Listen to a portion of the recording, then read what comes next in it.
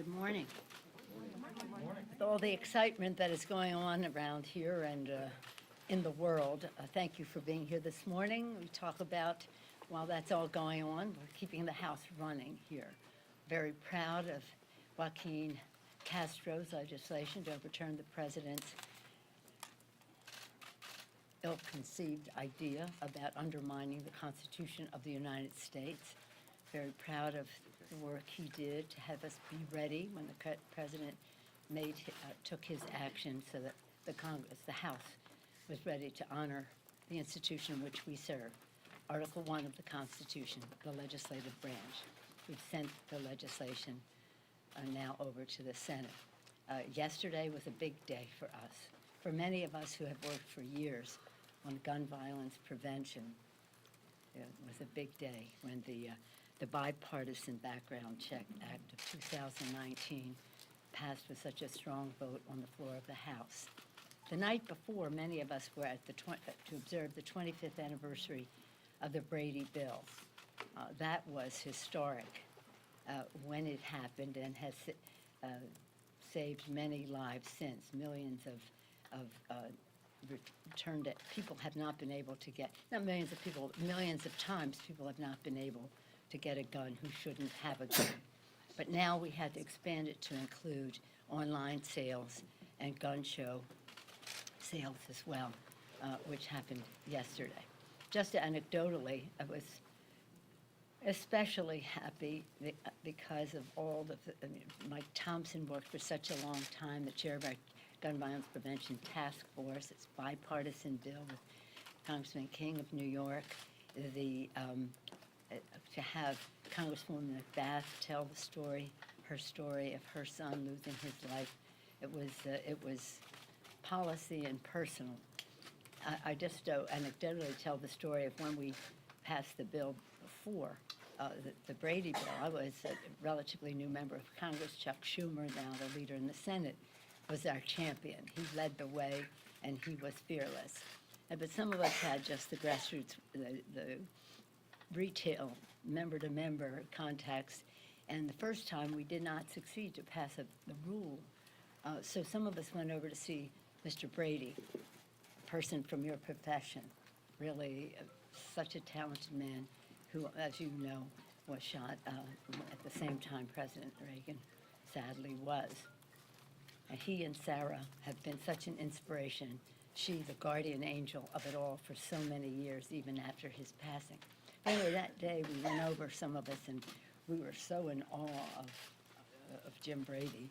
And so we went over, and after we had lost the vote, and said, "We are here for two reasons, to whip the rule and to pay our respects to you." To which he said, without a second, said, "Well, at least you accomplished one of those things." Anyway, they were relentless. They made a difference. The beat goes on as we continue. At the same time, we're following through with what we promised in the campaign for the people. One, to lower the cost of health care by lowering the cost of prescription drugs and to preserve the pre-existing condition benefit. The Energy and Commerce Committee has already had a hearing on the prescription drug cost. The Ways and Means will do so very shortly. They have also in the committee had hearings on Affordable Care Act and protecting the pre-existing condition. Lower health care costs, bigger paychecks by building the infrastructure of America in a green, modern way. And in that regard, the one committee, the Infrastructure and Transportation Committee, has had their hearing with governors and others, mayors, to build the record as we go forward for legislation. Yesterday, in the Education and Workforce Committee, they already marked up a bill for school construction, which will be part of the infrastructure legislation. Build infrastructure, bigger paychecks. Part of the bigger paychecks is the equal pay for equal work legislation, which was marked up in committee yesterday, too. So of the three things, lower health care costs, bigger paychecks. The third, H.R. 1, cleaner government. That bill is marked up. It will come to the floor perhaps next week. We're very excited about it because it it reduces the role of big, dark, special interest money in politics, and it also strives to reduce the voter suppression that is so prevalent in our country. We were pleased to reestablish the Elections Task Subcommittee and the House Administration Committee headed by Marcia Fudge. She had their first hearing out of Washington in Brownsville, Texas, a couple weeks ago. Very well attended, very important. Part of H.R.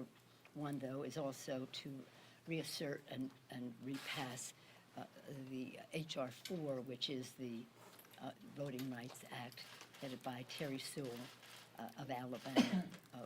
We introduced it this week in preparation for the visit to Selma this weekend, the first weekend in March, as you know. So those are the three. In addition to that, we said we're going to pass gun violence prevention. We did yesterday in the House, and that goes on. We have another bill on the floor today to expand on that in terms of a timetable. We said we're going to do the Equality Act, and we'll be marking that, we'll be announcing that in about 10 days, 2 weeks perhaps. We're going to do Dreamers and TPS in the same time frame. And as I said, we'll continue with the equal pay for equal work. So we are, again, there are a lot of high-profile events going on around here, but our work to support the financial being of America's working families goes on. The president is returning from Vietnam, from his meeting with Kim Jong-un. I guess it took 2 meetings for him to realize that Kim Jong-un is not on the level.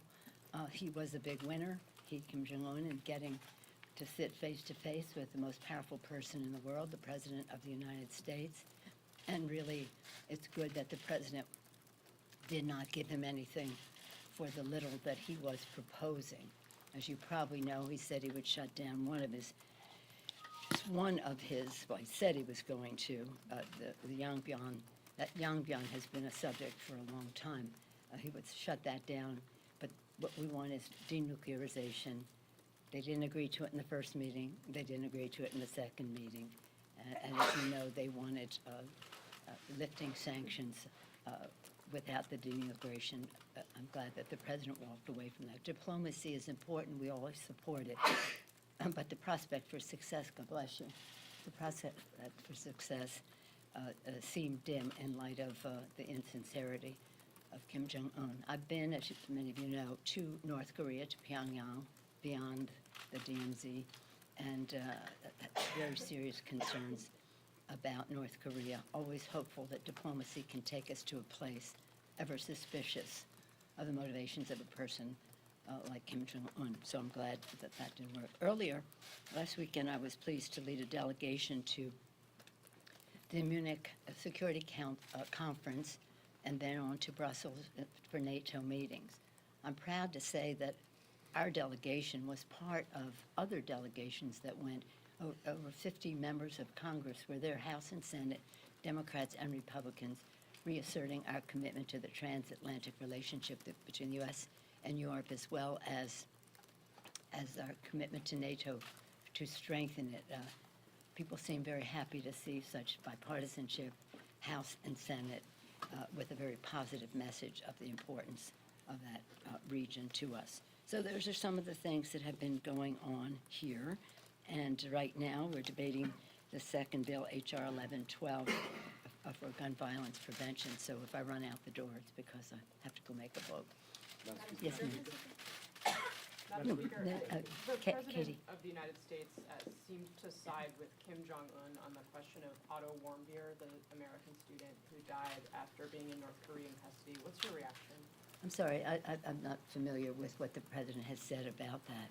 He was asked about it, and he seemed to say that Kim Jong-un denied a role in this and that he believed Kim Jong-un. Well, see, as I said, I don't think Kim Jong-un is on the level, and the president has believed Putin as opposed to believing his own intelligence leadership on subjects. So, again, I didn't know the president had said that, but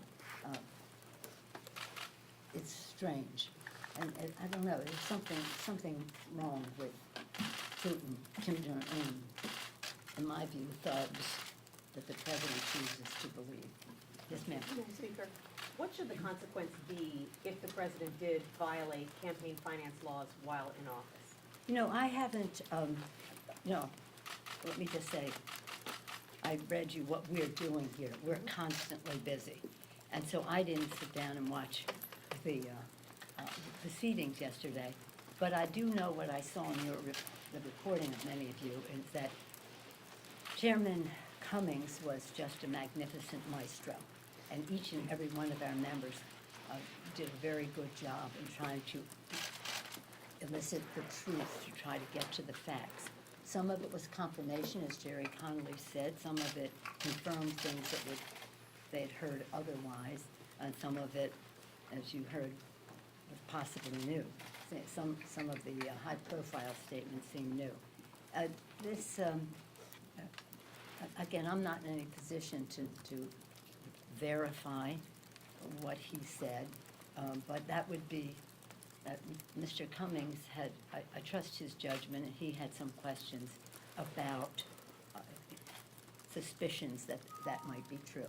Would that be an impeachable offense? Well, I'm not going into that. I'm not going into that.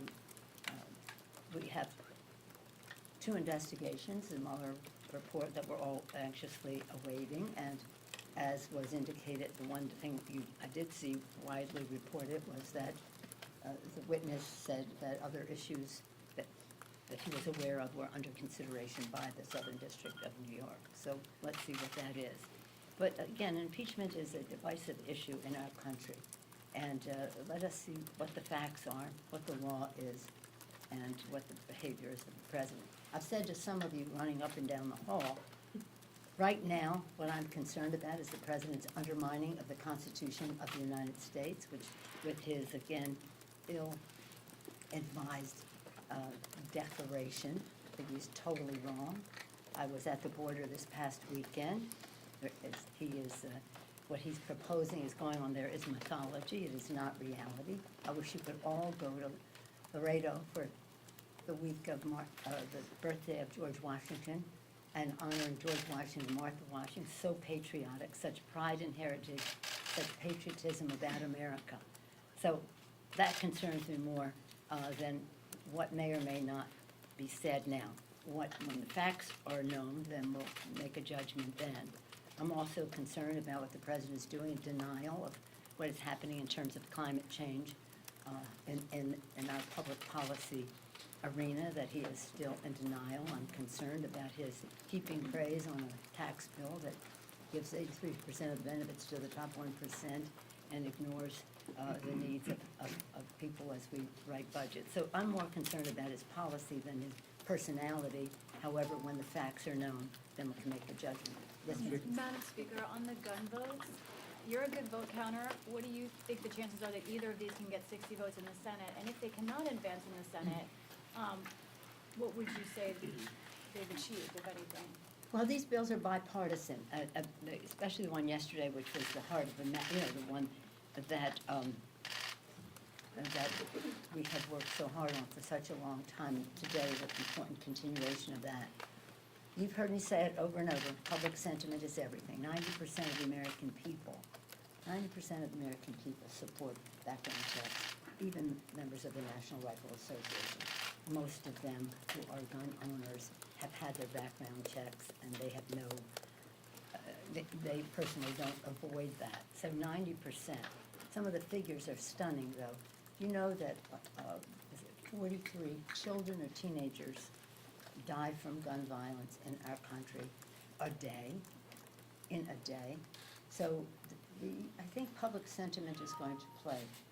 I quote him all the time, Abraham Lincoln, public sentiment is everything. With it, you can accomplish almost anything. Without it, practically nothing.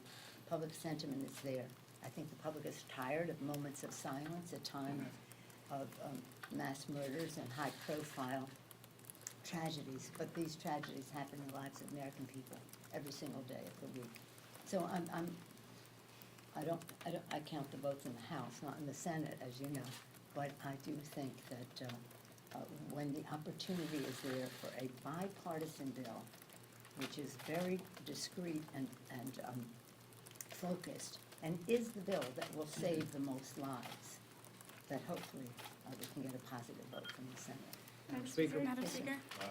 Yesterday, the House Republicans passed another motion to recommit with an ICE amendment on that gun vote.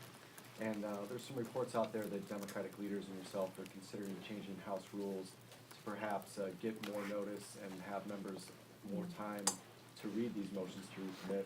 How seriously are you considering these changes? And then also the minority leader's office is threatening that this would ground all legislation to a halt if you do take these steps. Well, I don't know that he has authority to do that. The power of the Speaker is awesome. However, they should remember that. However, I'm a big believer in respecting the whole House and the rights of the minority to have their say. I do, put me in a different category. I think you should just vote against all motions to recommit. It's a procedural vote. It's a gotcha on the part of the opposition. Let's make life easy. Just vote against them. Should there be some review of everything that we do? We have now a modernization, select committee on modernization from our side, chaired, from our side chaired, yes, by Derek Kilmer of Washington State. And they are going to be having open hearings on issues of concern to, well, let me make their announcement about their agenda. But I think that's an appropriate place for some of that discussion to take place. In the meantime, vote no. Madam Speaker, to that end on that question about I thought it was to the John's last question. question. Chad, is Well- Chad special? No, well, the power of Chad is awesome. Do you agree, or is that a one-man show? If you'll indulge me, just to follow up on John's question here. Maybe so, maybe not. The idea, though, that some of these roll call votes on MTRs are good votes for your members to show voting against leadership if they're from swing districts, if they're freshmen. That was certainly the case in '07. Is that not a good vote for some of them to take? No, vote no. How so? Vote Explain. no, just vote no, because the fact is, a vote yes is to give leverage to the other side, to surrender the leverage on the floor of the House. So again, we have, our members are so fabulous and they're so great. Weren't they wonderful in the hearing yesterday, and now they're behind closed doors in intelligence? If it weren't for you, as ex officio, I'd love to just be in that room and hear what's going on, but I unfortunately don't have time for that. No, my view is that they should vote no. There are plenty other times when they can vote no, but express their, shall we say, opposition to the leadership on the form of a bill, vote against a bill. But in terms of the order of the House, it's a procedural vote. I suggest a no vote. Should there be some discussion of any of what we do here, we now have established a modernization, select committee on modernization of Congress, and happily, the minority leader has appointed people to it. We're still waiting for his appointments to the select committee on climate. Okay, thank you all very much. Thank you. That was hilarious. Awesome. Good chat.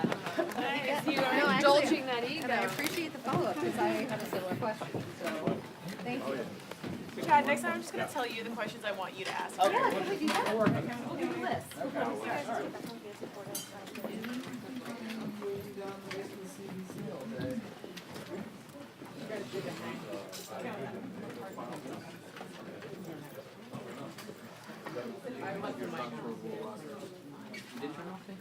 Um,